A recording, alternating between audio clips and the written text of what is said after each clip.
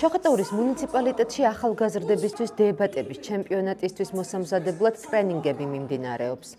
მონაწილეებს დებატების ხელოვნებას, კონსტრუქციულ მსჯელობას და სხვა უნარებს დებატებისა და განათლების ეროვნული ინსტიტუტი ასწავლის.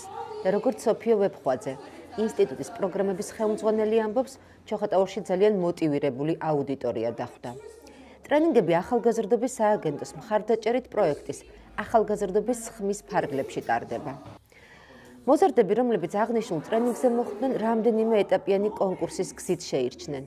პროექტის მეორე ეტაპზე ტრენინგის მონაწილეები დებატების რეგიონულ, ხოლო შემდეგ კი ეროვნულ ჩემპიონატში ჩაერთვებიან.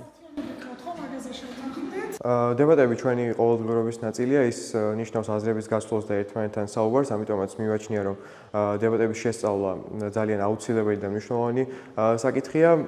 მოტივაცია ჩემთვის სწორედ ეს იყო, რომ ვიაზრებ დებატების მნიშვნელობას ჩვენს ცხოვრებაში და მივაჩნია, რომ აქ შეძენილი უნარები, ცოდნა და გამოცდილება გამომადგება შემდეგ ეტაპზე იქნება ეს უნივერსიტეტში თუ პროფესიულ ცხოვრებაში. ეჭვს არ მეპარებოდა, რომ ეს ამ პროექტით საკმაოდ მოვაფილი დავარჩებოდი და დებატების ხელოვნება კიდევ ერთხელ დავწმუნდი იმაში, რომ ჩვენში, განსაკუთრებით ბავშვებში, ავითარებს ისეთ უნარებს, როგორებიცაა თავისუფლად და დამოუკიდებლად მსჯელობა, თავდაჯერებულობა, გუნდური მუშაობა და სხვა უამრავი რამ. პროფესია ჯერ არ მაგადაწყვეტილი, მაგრამ ერთ-ერთი მიზეზი იყო ის, რომ ვთვლი დებატების ამ კონკურსში შეძენილი უნარები დამეხმარება მთელი ჩემი ცხოვრების განმავლობაში, ნებისმიერ დროსა თუ სივრცეში.